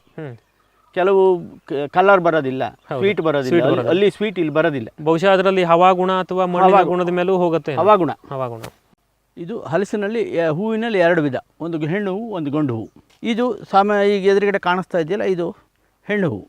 ಇದರಲ್ಲಿ ಹೂವು ಬಂದಿದೆ ನೋಡಿ, ಪ್ರತಿ ಮುಳ್ಳಿನಲ್ಲಿ ಒಂದು ಹೂವು ಬರ್ತದೆ. ಇದು ಸಾಮಾನ್ಯವಾಗಿ ಅದು ಓಪನ್ ಆಗಿ 10ರಿಂದ 12 ದಿವಸದ ನಂತರ ಹೂ ಬರ್ತದೆ. ಇದಕ್ಕೆ ಗಂಡು ಹೂವಿನಿಂದ ಪಾಲಿನೇಷನ್ ಆಗಬೇಕು. ಆಗದೆ ಹೋದರೆ ಇದು ಫಲ ಬರೋದಿಲ್ಲ. ಮತ್ತು ಯಾವ್ಯಾವುದು ಫಲ ಬರ್ತದೆಯೋ ಅದು ಮಾತ್ರ ಸೊಳೆ ಆಗ್ತದೆ ಒಳಗಡೆ. ಇಲ್ಲದ್ದು ಸೊಳೆ ಆಗಿಲ್ಲದ್ದು ಅಥವಾ ಪಾಲಿನೇಷನ್ ಆಗಿಲ್ಲದ್ದು ಶಾಡ ಅಥವಾ ಹುಲ್ಲು, ಬೇರೆ ಬೇರೆ ಹೆಸರು ಕರೀತಾರೆ ಅದಕ್ಕೆ. ಸೊಳೆ ಜೊತೆಗೆ ಬರೋವಂಥ ಸಣ್ಣ ಸಣ್ಣ ಎಳೆಗಳು. ಇದು ಹಲಸಿನಲ್ಲಿ ಗಂಡು ಹೂವು. ಇದು ಪಾಲಿನೇಷನಿಗಾಗಿ ಮಾತ್ರ ಬರೋವಂಥದ್ದು. 1 ವಾರ ಮಾತ್ರ ಇರೋವಂಥ ಕಾಯಿ. ಸಾಮಾನ್ಯವಾಗಿ ನಾವು ಏನು ಹೇಳ್ತೇವೆ ಅಂದರೆ ಭರ್ತಿ ಕಾಯಿ ಬಂದಿತ್ತು, ಭಾಳ ಕಾಯಿ ಬಂದಿತ್ತು, ಉದುರಿ ಹೋಗ್ತಿ ವರ್ಷ. ಅದು ಗಂಡು ಹೂವು ಮಾತ್ರ ಉದುರುತ್ತದೆ, ಹೆಣ್ಣು ಉದುರೋದಿಲ್ಲ. ಈ ಗಿಡದಲ್ಲೇ ನೋಡ್ಬೋದು ಬಹಳಷ್ಟು ಕಪ್ಪಾಗಿರೋವಂಥ ಕಾಯಿಗಳು. ಕಪ್ಪಾಗಿರೋವಂಥ ಕಾಯಿ ಅಂದರೆ ಅದು ಗಂಡು ಮಾತ್ರ, ಹೆಣ್ಣು ಈ ಥರ ಕಪ್ಪಾಗಿ ಉದುರೋದಿಲ್ಲ. ಇದರಲ್ಲಿ ನಾನು ಕಾಳು ಮೆಣಸನ್ನು ಒಂದು ಅಂತರ ಬೆಳೆಯಾಗಿ ನೀವು ಇಲ್ಲಿ ಗೊಬ್ಬರ ಗಿಡಗಳನ್ನು ಗೊಬ್ಬರ ಗಿಡ ಹಾಕ್ಕೊಂಡು ಅದರಲ್ಲಿ ಕಾಳು ಮೆಣಸನ್ನು ಬೆಳೆಯೋಕ್ಕೆ ಹೋಗಿದ್ದೇನೆ. ಅದು ಪೂರ್ತಿ ಸಕ್ಸಸ್ ಆಗಿಲ್ಲ. ಸರಿ, ಎಷ್ಟು ಅಂತರಕ್ಕೆ ಹಾಕಿದ್ರಿ ಗೊಬ್ಬರ ಗಿಡನ? 2 ಹಲಸಿನ ಮಧ್ಯ ಹಾಕಿದ್ದೀರಾ ಎಕ್ಸಾಕ್ಟು? ಹೌದು. ಅಥವಾ 4 ಗಿಡದ ಮಧ್ಯ ಹಾಕಿದ್ದೀರಾ? ಮಧ್ಯ ಹಾಕ್ತಾ ಹೋಗಿದ್ದೇನೆ. ಸಾಲಿನಲ್ಲಿ ಮಧ್ಯ ಹಾಕ್ತಾ ಹೋದೆ. 7 ಅಡಿಗೆ ಬರ್ತದೆ ಅದು. 7 ಅಡಿಗೆ ಒಂದು ಗೊಬ್ಬರ ಗಿಡ ಹಾಕಿ ಅದಕ್ಕೆ ಕಾಳು ಮೆಣಸು ನಾಟಿ. ಕಾಳು ಮೆಣಸನ್ನು ಟ್ರೈ ಮಾಡಿದೆ, ಅದು ಯಾಕೋ ಸರಿ ಆಗ್ತಾ ಇಲ್ಲ. ಹಾಗಾಗಿ ಅದನ್ನು ಕಡಿಮೆ ಮಾಡಿದೆ. ಅದನ್ನು ತೊಂದರೆ ಅಂದರೆ ಕಾಳು ಮೆಣಸು ಏನು ನನಗೆ ಈ ಕಾಡು ಪ್ರಾಣಿಗಳ ಕಾಟ ಜಾಸ್ತಿ ಇದೆ ಇಲ್ಲಿ. ಹಲಸಿಗೂ ಅಷ್ಟೇ ಸರಿ. ಜಿಂಕೆ ಹೇಳ್ತಾರೆ, ಜಿಂಕೆ ಭಾಳ ಕಾಟ ಕೊಡ್ತದೆ ಇಲ್ಲಿ. ನನಗೆ ಆ ಮಿಡಿಗಳನ್ನೇ ತಿನ್ಕೊಂಡು ಹೋಗ್ಬಿಡ್ತದೆ. ಮಿಡಿ ಬರೋದಕ್ಕೆ ಒಂದು ಗಿಡ ಬರ್ತದೆ ಅಲ್ಲಿ, ಒಂದು ಹೊಸದಾಗಿ ಬರ್ತದೆ, ಅದನ್ನು ತಿಂದುಬಿಡ್ತವೆ ಮಿಕ. ಹೌದು, ಜಿಂಕೆ. ಹೌದು, ಅದೇ ನಿಮಗೆ ಮೇಜರ್ ಪ್ರಾಬ್ಲಮ್. ದೊಡ್ಡ ಪ್ರಾಬ್ಲಮ್ ಅದಾಗಿದೆ. ಈಗ ಹೊರಗಡೆ ನಾನು 12 ಅಡಿ ಎತ್ತರದ ಬೇಲಿ ಮಾಡಿದ್ದೇನೆ. 12 ಅಡಿ ಎತ್ತರದ ಬೇಲಿ ಮಾಡಿದ್ದೇನೆ. ಅದನ್ನು ಕೂಡ ಅದನ್ನು ಹಾರ್ತದೆ, ಜಂಪ್ ಮಾಡ್ತದೆ. ನಿತ್ತಲ್ಲಿ ಜಂಪ್ ಮಾಡ್ತವೆ ಜಿಂಕೆಗಳು 12 ಅಡಿ ಎತ್ತರ. ಅದು ಈಗ ಸೋಲಾರ್ ಫೆನ್ಸಿಂಗ್ ಆ ಥರ ಇದೆಯಾ? ಐಬೆಕ್ಸ್ ಫೆನ್ಸಿಂಗ್ ಮಾಡಿದ್ದೆ, ಅದನ್ನು ತೆಗೆದೆ. ಅದನ್ನು ಬೇರೆ ಎಲ್ಲದಕ್ಕೂ ತೊಂದರೆ ಆಗ್ತದೆ, ಬೇರೆ ಇದಕ್ಕೆಲ್ಲ ತೊಂದರೆ ಆಗ್ತದೆ. ಬರೀ ತಂತಿ ಹಾಕಿದೆ. ಈಗ ಅದನ್ನೇ ಜಂಪ್ ಮಾಡಿ ಬರ್ತಾ ಇದೆ. ತಂತಿನ ಆರಾಮ್ ಜಂಪ್ ಮಾಡ್ತವೆ. 12 ಅಡಿ ಎತ್ತರ ತಂತಿನ ಜಂಪ್ ಮಾಡ್ತವೆ. ಈ ಕಾಳುಮೆಣಸನ್ನ ಬಿಟ್ಟು ಬೇರೆ ಯಾವುದಾದ್ರೂ ಉಪಬೆಳೆ ಸುತ್ತಮುತ್ತಲು ಆ ಥರದ್ದು ಏನಾದರೂ ಹಾಕಿದ್ದೀರಾ? ಹಾಕಿದ್ದೇನೆ. ಏನು ಹಾಕಿದ್ದೀರಾ? ನೇರಳೆ ಗಿಡ ಇದೆ. ನೇರಳೆ ಬೇರೆ ಬೇರೆ ಜಾತಿ ನೇರಳೆ ಇದೆ. ಮತ್ತು ಇವಾಗ ಸೀತಾಫಲ ಹಾಕ್ತಾ ಇದ್ದೇನೆ. ಸೀತಾಫಲ ಬಾರ್ಡರ್ 4 ಗಿಡದ ಮಧ್ಯೆ ಒಂದು ಸೀತಾಫಲ ಕೊಡೋಣ ಅಂತ ಇದ್ದೇನೆ. ಸ್ವಲ್ಪ ಇದು ಜಾಸ್ತಿ ಆಗ್ತದೆ ಆಗಲಿ. ಅಂದರೆ ಗಿಡಗಳ ಸಂಖ್ಯೆ ಜಾಸ್ತಿ ಆಗ್ತದೆ. ಕಡಿಮೆ ಸ್ಥಳದಲ್ಲಿ ಜಾಸ್ತಿ ಗಿಡಗಳನ್ನು ಹಾಕಿದಂಗೆ ಆಗ್ತಾ ಇದೆ. ಈಗಲೇ ಆಗಿದೆ, ಇನ್ನೂ ಮಾಡ್ತಾ ಇದ್ದೇನೆ. ಸರಿ, ಈಗ ಹಲಸಿನಲ್ಲಿ ಬಿಳುವ ಮತ್ತು ಬಕ್ಕೆ ಅಂತ 2 ನಮೂನೆಗಳಿದೆ ಅಂತಂದ್ರೆ ಅದು ಎರಡಕ್ಕೂ ವ್ಯತ್ಯಾಸ? ಬೆಳುವ ಅಂತ ಹೇಳಿದ್ರೆ ಅದು ಸೊಳೆ ಇದೆಯಲ್ಲ, ಸ್ಮೂತ್ ಇರುತ್ತೆ. ಅದು ಸ್ಮೂತ್ ಅಂದರೆ ನೀರಾಗಿರ್ತದೆ, ನೀರು ರಸ ಜಾಸ್ತಿ ಇರ್ತದೆ. ಅದನ್ನು ಸಲೀಸ ನುಂಗ್ಬಿಡ್ಬೋದು ಬಾಯಿಗೆ ಹಾಕೊಂಡ್ರೆ. ಈ ಬಕ್ಕೆ ಅನ್ನೋದೇನಂದರೆ ಅದನ್ನು ಜಗದೇ ನುಂಗ್ಬೇಕು, ಗಟ್ಟಿ ಇರ್ತದೆ ಸೊಳೆ. ಅದರಲ್ಲಿ ದಪ್ಪ ಸೊಳೆ, ತೆಳು ಸೊಳೆ, ಬಕ್ಕೆಯಲ್ಲೂ ವ್ಯತ್ಯಾಸಗಳು. ಸ್ವೀಟ್ನೆಸ್ಸಲ್ಲೂ ವ್ಯತ್ಯಾಸ. ಸ್ವೀಟಲ್ಲಿ ಬಹಳ ವ್ಯತ್ಯಾಸ. ಕೆಲವು ಸ್ವೀಟೇ ಬರೋದಿಲ್ಲ, ಕೆಲವು ಕಹಿ ಬರ್ತದೆ ಸ್ವಲ್ಪ ಜೊತೆಗೆ ತಿನ್ನುವಾಗ. ಅದನ್ನ ಕಹಿ ಬರಂದಿರೋ ವೆರೈಟಿನೇ ಬೆಳೆದಿದ್ದೀರಾ ನೀವು? ಹೌದು, ಇದೆ. ಸ್ವಾಭಾವಿಕ ಬಂದಿರೋದ್ರಲ್ಲಿ ಕೆಲವು ಜಾತಿಯಲ್ಲಿ ಕಹಿ ಬಂದ್ಬಿಡ್ತದೆ ಲಾಸ್ಟಿಗೆ. ಅದನ್ನು ಉಪಯೋಗಿಸ್ತಾರೆ ಸರ್ ಕಹಿ ಇದ್ರು? ಹೌದು, ಅದು ಗೊತ್ತಾಗೋದಿಲ್ಲ, ಎಲ್ಲರಿಗೂ ಗೊತ್ತಾಗೋದಿಲ್ಲ. ಗೊತ್ತಾಗೋ ಥರದಲ್ಲಿ ಕಹಿ ಅಲ್ಲ ಅದು. ಈ ಸ್ವೀಟಿಗೆ ಕಂಪೇರ್ ಮಾಡಿದ್ರೆ ಸ್ವಲ್ಪ ಕಹಿ, ಸ್ವಲ್ಪ ತುದಿಯಲ್ಲಿ ಸ್ವಲ್ಪ ಕಹಿ ಬರ್ತದೆ. ಅದು ಎಲ್ಲರಿಗೂ ಗೊತ್ತಾಗಂತದ್ದೇ ಅಲ್ವೇ ಅಲ್ಲ. ಸರಿ, ಈಗ ಇದ್ರ ಉಪಯೋಗ ಅಂದ್ರೆ ಬಿಳುವವನ್ನ ಯಾವ ರೀತಿ ಉಪಯೋಗಿಸ್ತಾರೆ, ಈ ಬಕ್ಕೆಯನ್ನು ಯಾವ ರೀತಿಯಲ್ಲಿ ಉಪಯೋಗಿಸ್ತಾ ಇದ್ದಾರೆ? ಬಕ್ಕೆಯನ್ನು ಹೆಚ್ಚಾಗಿ ತಿನ್ನೋದಕ್ಕೆ ಮತ್ತು ಈ ಒಣಗಿಸಿ ಇದು ಮಾಡೋದು. ಅಂದ್ರೆ ಡ್ರೈಯರಲ್ಲಿ ಹಣ್ಣನ್ನೇ ಒಣಗಿಸ್ಬಿಡ್ತಾರೆ. ಸೊಳೆನ ಸಪರೇಟ್ ಮಾಡ್ಕೊಂಡು ಹಣ್ಣನ್ನೇ ಸೊಳೆಯನ್ನು ಉಪಯೋಗಿಸುವಂಥದ್ದು. ಕೆಲವು ಖಾದ್ಯಗಳಿಗೆ ಉಪಯೋಗಿಸ್ತಾರೆ. ಅದನ್ನು ಬೆಳವನ್ನು ಉಪಯೋಗಿಸ್ಬೋದು. ಈ ಜಾಮ್ ಮಾಡ್ತಾರೆ, ಜಾಮ್ ಮಾಡೋದು ಅಥವಾ ಇಂಥದ್ದೆಲ್ಲ ಮಾಡೋದಿಲ್ಲ. ಹಲಸಿನ ಹಣ್ಣಿನ ಕಡುಬು ಈ ಭಾಗದಲ್ಲಿ ತುಂಬಾ ಫೇಮಸ್ ಇದೆ. ಹಲಸಿನ ಹಣ್ಣು ಕಡುಬು, ದೋಸೆ, ಇದೆಲ್ಲ ಬೆಳವದಲ್ಲಿ ಮಾಡೋವಂಥದ್ದು ಹೆಚ್ಚಾಗಿ. ಬಕ್ಕಿಯಲ್ಲಿ ಮಾಡೋವಂಥದ್ದು, ಬಕ್ಕಿಯನ್ನು ಹೆಚ್ಚಾಗಿ ತಿನ್ನೋದಕ್ಕೆ ಉಪಯೋಗಿಸೋದು. ಅದು ಅಲ್ಲದೆ ಹೋದರೆ ಹಲಸಿನ ಖಾದ್ಯಗಳಿಗೆ ಬೆಳವನ್ನು ಉಪಯೋಗಿಸ್ಬೋದು. ಹಣ್ಣಾದ್ಮೇಲಿನ ಖಾದ್ಯಕ್ಕೆ ಇದು ಜಾಸ್ತಿ. ಸರಿ, ಈಗ ಇಲ್ಲಿ ನಿಮ್ಮಲ್ಲಿ ಈ ಅದರಲ್ಲೂ ಹಲಸಿನಕಾಯಿ ಚಿಪ್ಸ್ ಅಂತೂ ತುಂಬ ಫೇಮಸ್ಸು. ಇದರಲ್ಲಿ ಚಿಪ್ಸ್ ವೆರೈಟಿಗಳು ಆ ಥರದ್ದೇನಾದರೂ? ಚಿಪ್ಸ್ ಮಾಡೋದೇ ಒಂದು ವೆರೈಟಿ. ಅದು ಎಲ್ಲದರಲ್ಲೂ ಬರೋದಿಲ್ಲ ಅಂತಲ್ಲ.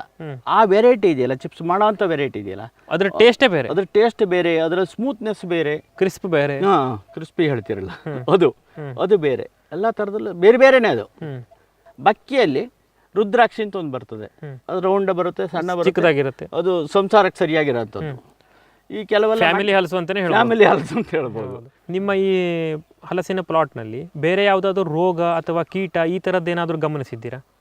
ಬೋರರು ಕಡಿಮೆ ಇದೆ, ಇಲ್ಲ ಅಂತಲ್ಲ, ಕಡಿಮೆ ಇದೆ. ಬಹಳ ಜಾಸ್ತಿ ಅಂತ ದೊಡ್ಡ ಹಾನಿ ಏನು ಹಾನಿ ಆಗಿಲ್ಲ. ಹಾನಿ ಆಗೋದು ಅಂತ ಹೇಳಿದ್ರೆ ಇಲ್ಲಿ ನೀರು ಜಾಸ್ತಿ ಆಗೋದ್ರಿಂದ ಹಲಸಿಗೆ ಹಾನಿ. ಕಡಿಮೆ ನೀರಲ್ಲಿ, ನೀರು ಇಲ್ಲದೇನೂ ಕೂಡ ಇಲ್ಲದೆ ಇರೋಂಥ ಬೆಳೆ ಇದು. ನೀರು ಇಲ್ಲದೆ ಆದ್ರೂ ಬೆಳೆಯುವಂಥ ಬೆಳೆ. ಮೊದಲು ಒಂದು 2-3 ವರ್ಷ ನೀರು ಕೊಟ್ಟರೆ ಸಾಕಾಗ್ತದೆ ಅದಕ್ಕೆ. ಆನಂತರ ನೀರು ಬೇಕು ಅಂತಿಲ್ಲ, ನೀರು ಕೇಳೋದಿಲ್ಲ ಅದು. ನೀವು ನೀರು ಕೊಡ್ತೀರಾ ಸರ್ ಇಲ್ಲಿ ಪ್ರತಿ ವರ್ಷ? ಕೊಡ್ತಾ ಇದ್ದೀನಿ. ಡ್ರಿಪ್ಪರ್ಗಳನ್ನೆಲ್ಲ ಹಾಕಿದ್ದೀರಾ? ಡ್ರಿಪ್ಪರ್ ಹಾಕೊಂಡು ನೀರು ಕೊಡ್ತಾ ಇದ್ದೀನಿ. ಎಷ್ಟು ದಿವಸಕ್ಕೆ ಕೊಡ್ತೀರಾ ಒಮ್ಮೆ? ಸಾಮಾನ್ಯ 15 ದಿವಸಕ್ಕೆ ಒಂದ್ಸಾರಿ ಕೊಡ್ತೇನೆ. ಸುಮಾರು ಒಂದು ಅಂದಾಜು ಎಷ್ಟು ಲೀಟರ್ ನೀರು ಕೊಡ್ತೀರಾ?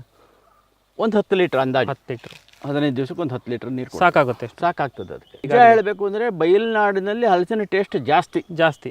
ಯಾಕಾಗಿದ್ರೆ ಅದು ನೀರು ಬೇಡೋದಿಲ್ಲ ಅಂತ ಅರ್ಥ. ಅದು ಮತ್ತೆ ಬಿಸಿಲಿರುತ್ತಲ್ಲ ಸರ್, ಬಿಸಿಲು ಜಾಸ್ತಿ ಸಿಗ್ತದೆ, ಇಳುವರಿನೂ ಕೂಡ ಮೋಸ್ಟ್ಲಿ ಜಾಸ್ತಿ. ಮತ್ತೆ ಅಲ್ಲಿ ನಮ್ಮ ಮಲೆನಾಡಿನಲ್ಲಿ ಎಲ್ಲಿ ನೋಡಿದ್ರು ನೆರಳೆ ಜಾಸ್ತಿ ಇರುತ್ತೆ, ಅಲ್ಲಿ ಟೇಸ್ಟ್ ಜಾಸ್ತಿ ಬರ್ತದೆ. ಕಲ್ಲರು ಅಷ್ಟು, ಅಲ್ಲಿ ಕಲ್ಲರು ಇಲ್ಲಿ ಬರೋದಿಲ್ಲ. ಅಲ್ಲಿಂದ ತಂದು ಹಾಕಿದ್ರೆ ಇಲ್ಲಿಗೆ ಆ ಇದನ್ನು ತಗೊಳಕ್ಕಾಗೋದಿಲ್ಲ ನಮಗೆ ಇಲ್ಲಿ. ಅದನ್ನು ನನ್ನ ಅನುಭವ. ಒಂದು 5-6 ಜಾತಿಯಲ್ಲಿ ಕಾಯಿ ಬಂದಿದೆ, ಅದು ಅಲ್ಲಿಯ ಇದು ಬರೋದಿಲ್ಲ. ಅಲ್ಲಿ ನಾನು ತಿಂದು ನೋಡಿ ತಂದಿದ್ದೇನೆ. ಅಲ್ಲಿಯ ರುಚಿ ಇಲ್ಲಿಲ್ಲ. ರುಚಿ ಮತ್ತು ಕಲ್ಲರು ಯಾವುದು ಇಲ್ಲಿ ಮಟ್ಟ ಬರ್ತಾ ಇಲ್ಲ ಸರ್. ಈಗ ನಿಮಗೆ ಇದನ್ನ ಮಾರ್ಕೆಟಿಂಗಿಗೆ ನಿಮಗೆ ಏನಾದರೂ ಬೇರೆ ದಾರಿ ಹುಡ್ಕೊಂಡಿದ್ದೀರೋ ಅಥವಾ ಮುಂದಿನ ದಿನಗಳಲ್ಲಿ ಇದಕ್ಕೆ ಮಾರ್ಕೆಟಿಂಗ್ ಹೆಂಗೆ ಸರ್? ಮಾರ್ಕೆಟಿಂಗ್ ನಾನು ಹೊರಗಡೆ ಕಳ್ಸೋದು, ಯಾಕಂದ್ರೆ ನೀವು ಇದನ್ನ ವಾಣಿಜ್ಯ ಮಟ್ಟದಲ್ಲಿ ಮಾಡ್ತಾ ಇದ್ದೀರಾ. ಮಾಡಲೇಬೇಕು. ಆನಂತರ ನನಗೆ ತಿಂದು ಪೂರೈಸೋಕ್ಕಾಗೋದಿಲ್ಲ. ಅಷ್ಟು ವೆರೈಟಿ ಬಂದ್ಬಿಡ್ತು ಅಂದರೆ ಸುಮಾರು 700 ಗಿಡ ಇದೆ ಅಂತ ಹೇಳಿ. 700 ಗಿಡ ಇದೆ. ಇನ್ನೂ ಒಂದು 100-200 ಗಿಡ ಹಾಕೋದಕ್ಕೆ ಜಾಗ ಇಟ್ಕೊಂಡಿದ್ದೇನೆ.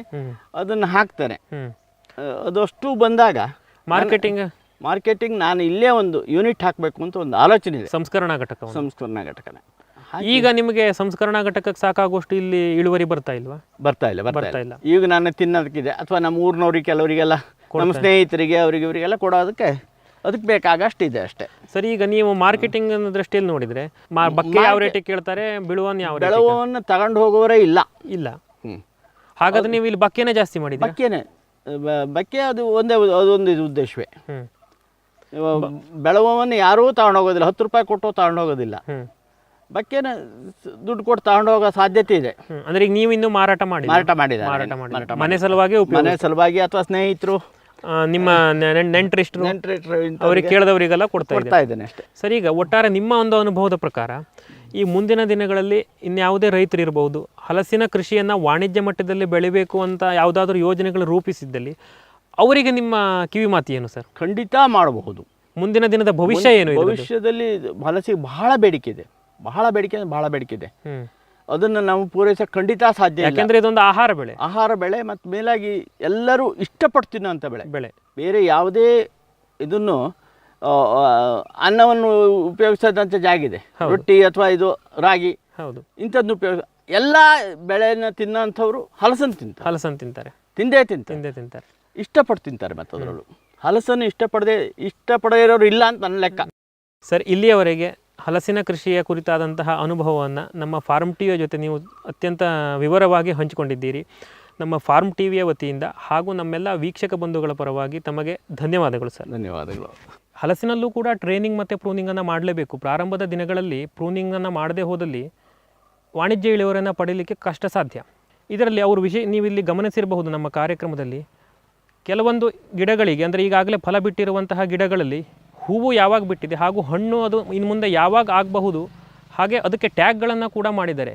ಈ ಟ್ಯಾಗ್ಗಳನ್ನು ಮಾಡೋ ಉದ್ದೇಶ ಏನು ಅಂತಂದರೆ, ಹೂವು ಬಿಟ್ಟ ದಿನದಿಂದ ಅದು ಕಾಯಿ ಹಣ್ಣಾಗಲಿಕ್ಕೆ ಎಷ್ಟು ದಿನಗಳು ಬೇಕಾಗುತ್ತದೆ. ಯಾಕೆಂದರೆ ಇಲ್ಲಿ 300ಕ್ಕೂ ಹೆಚ್ಚು ವೆರೈಟಿಗಳಿದೆ. ಪ್ರತಿಯೊಂದು ವೆರೈಟಿಗೂ ಕೂಡ ಬೇರೆ ಬೇರೆ ದಿವಸಗಳಲ್ಲಿ ಬೇರೆ ಬೇರೆ ಥರದಲ್ಲಿ ಬೇರೆ ಬೇರೆ ಕಾಲಮಾನದಲ್ಲಿ ಹಣ್ಣಾಗ್ತದೆ, ಮತ್ತು ಅದಕ್ಕೆ ಅದು ಹಣ್ಣಾಗುವ ಅವಧಿ ಕೂಡ ಹೆಚ್ಚು ಕಡಿಮೆ ಇರ್ತದೆ. ಇದನ್ನೆಲ್ಲ ಒಂದು ಸ್ಟಡಿ ಮಾಡಬೇಕು ಅನ್ನೋ ದೃಷ್ಟಿಯಿಂದ ಟ್ಯಾಗ್ಗಳನ್ನು ಅವರು ಬಳಸಿದ್ದಾರೆ. ಇಷ್ಟು ಹೊತ್ತಿನವರೆಗೆ ಅವರು ನಮಗೆ ಹಲಸಿನ ಕೃಷಿಯ ಕುರಿತಾದಂಥ ಮಾಹಿತಿಯನ್ನು ಉತ್ತಮವಾಗಿ ನೀಡಿದ್ದಾರೆ. ಅವರಿಗೆ ನಮ್ಮ ಫಾರ್ಮ್ ಟಿವಿಯ ವತಿಯಿಂದ ಹಾಗೂ ಎಲ್ಲ ವೀಕ್ಷಕರ ವತಿಯಿಂದ ಧನ್ಯವಾದಗಳನ್ನು ಅರ್ಪಿಸುತ್ತಾ, ಇವತ್ತಿನ ಸಂಚಿಕೆಯಿಂದ ಒಂದು ಹಲಸಿನ ಕುರಿತಾದಂತಹ ಮಾಹಿತಿ ನಿಮಗೂ ಕೂಡ ಸಿಕ್ತು ಅಂತ ಭಾವಿಸ್ತಾ ಇಂದಿನ ಸಂಚಿಕೆಯನ್ನು ಮುಗಿಸ್ತಾ ಇದ್ದೀವಿ. ನಮಸ್ಕಾರ. ಈ ಕಾರ್ಯಕ್ರಮದ ಪ್ರಾಯೋಜಕರು ಜೈನ್ ಇರಿಗೇಷನ್ ಸಿಸ್ಟಮ್ಸ್ ಲಿಮಿಟೆಡ್, ಜಾಗತಿಕ ತುಂತುರು ಮತ್ತು ಹನಿ ನೀರಾವರಿ ಉಪಕರಣಗಳ ಉತ್ಪಾದಕರು, ಬೇಸಾಯ ತಂತ್ರಜ್ಞಾನ ನಿರೂಪಕರು ಹಾಗೂ ರೋಗರಹಿತ ಟಿಶ್ಯೂ ಕಲ್ಚರ್ ಗಿಡಗಳು. ಕ್ಯಾಡ್ಬರೀಸ್, ಕೋಕೋ ಬೆಳೆಸಿ ಅಧಿಕ ಆದಾಯ ಗಳಿಸಿ.